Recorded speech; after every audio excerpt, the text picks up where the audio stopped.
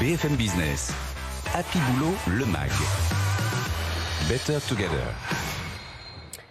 Et on va parler inclusion ensemble. C'est cette semaine la 25e édition de la Semaine européenne pour l'emploi des personnes handicapées. On est avec Nawal El Alaoui. Bonjour. Vous êtes consultante chez OnePoint. OnePoint, c'est un cabinet de conseil en transformation. Vous, votre spécialité, c'est le digital. Vous êtes membre du club du 21e siècle. Vous êtes devenue sourde à 100% à 18 ans. Est-ce que vous avez l'impression qu'au bout de la 25e édition de la semaine, il se passe quelque chose et que ça a changé le rapport au handicap en France ? Oui, ça a changé parce que tout simplement, les personnes en situation de handicap ont changé parce que la loi aussi a changé. Il faut savoir que la définition de la loi en 2005, s'est portée sur le handicap en tant que physique et aujourd'hui, elle porte sur le handicap en tant que situation. Déjà, à partir de là, moi, en tant que personne en situation de handicap, j'exige que les situations, l'environnement soient adaptés à mon handicap et pas l'inverse. Et en fait, c'est vraiment ça qui a changé le rapport en fait au handicap et qui aussi a changé l'expression et l'exigence des personnes en situation de handicap. Quand vous dites j'exige, ça veut dire que dans votre quotidien, vous êtes proactive, en tant que consommatrice, en tant que salariée ? Les deux. Tout le temps. Tout le temps.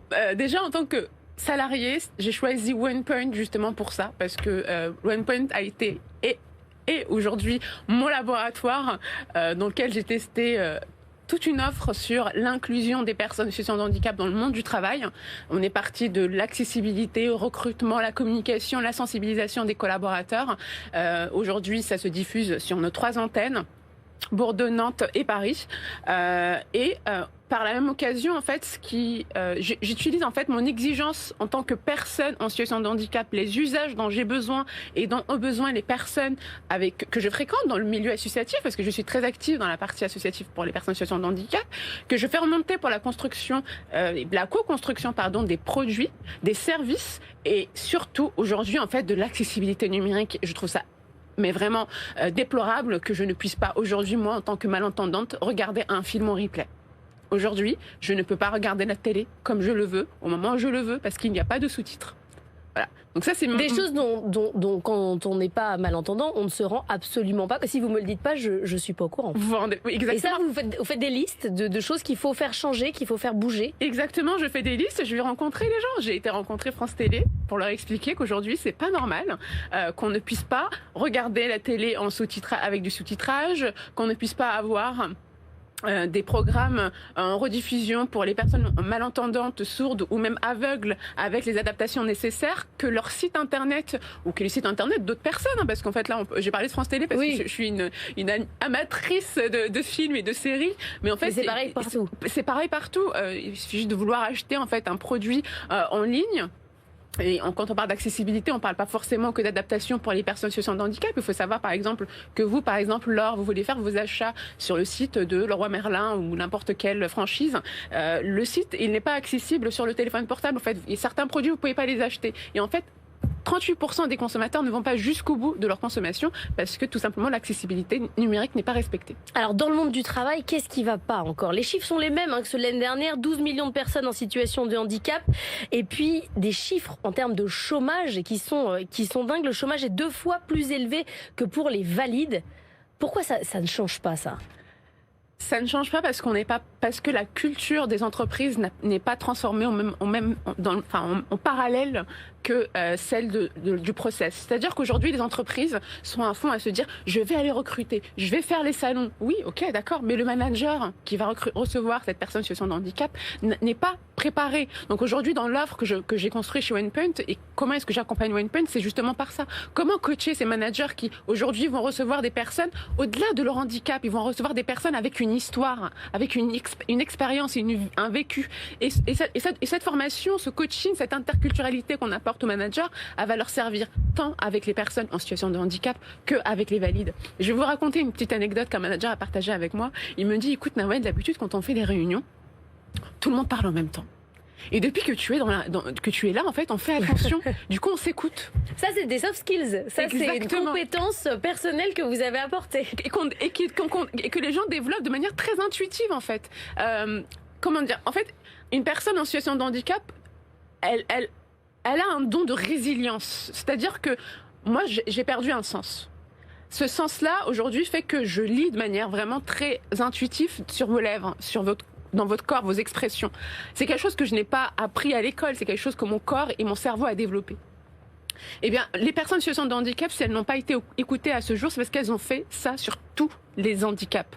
Sauf qu'aujourd'hui, on arrive à un point où le digital, les nouvelles technologies peuvent apporter en fait un confort à ces personnes-là pour qu'elles se fatiguent moins. Pour vous, ça change tout. Le numérique, pour moi, le digital, c'est une nouvelle vie. La preuve, aujourd'hui, grâce à Apple, vous avez des AirPods. Moi, j'ai mes AirPods depuis 2008. Mon téléphone est connecté à mon téléphone est connecté à mes appareils auditifs, à ma télévision, à tous les appareils technologiques. Vous vous rendez pas compte, en fait. Donc dans l'inclusion dans le monde du travail, c'est fondamental.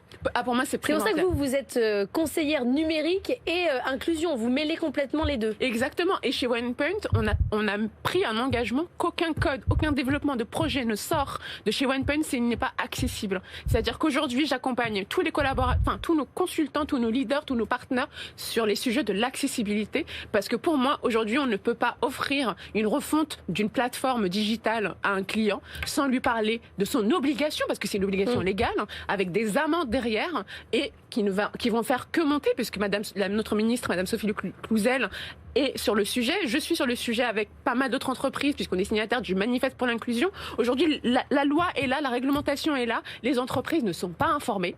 Et à partir du moment où elles sont informées, à partir du moment où elles voient aussi le volet business qu'il y a derrière, les personnes en situation de handicap sont des consommateurs, autant que vous, que moi. Et à partir du moment où j'apporte du confort pour une personne en situation de handicap, en fait, je pousse de manière, dans l'ergonomie, dans le côté responsable et RSE, les autres à consommer chez moi et à venir chez moi. Prenons l'exemple de grandes entreprises telles que L'Oréal.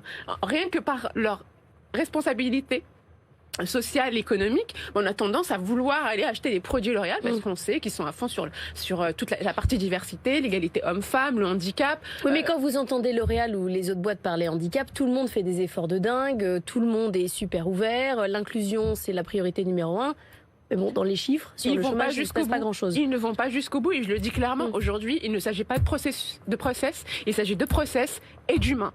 Le culturel, la formation des managers, la sensibilisation et aussi la prise de conscience. La première chose que j'avais fait comme activité chez OnePoint quand je suis arrivée, une fois que j'ai parlé à monsieur David Layani, à Parce que vous allez parler à tout le monde, clairement. Pour le coup, en plus, on me connaît pour ça. C'est-à-dire que j'arrive dans une entreprise en tant que consultante en transformation digitale. La première chose que je fais, c'est leur dire non, je veux rentrer dans l'inclusion, je vais voir David, j'ai besoin de son feu vert parce que aujourd'hui, les collaborateurs OnePoint le souhaitent, mais pas que les collaborateurs OnePoint, les futurs candidats qui veulent venir travailler chez OnePoint, mais aussi les élèves qui sont à l'extérieur, parce que même dans les écoles, je travaille avec beaucoup d'écoles, et aujourd'hui on nous dit mais comment faire inclusif, parce qu'en fait on est dans une ère de globalisation, et quand on parle accessibilité numérique, on parle aussi d'intégrer des personnes qui ne maîtrisent pas la langue française par exemple.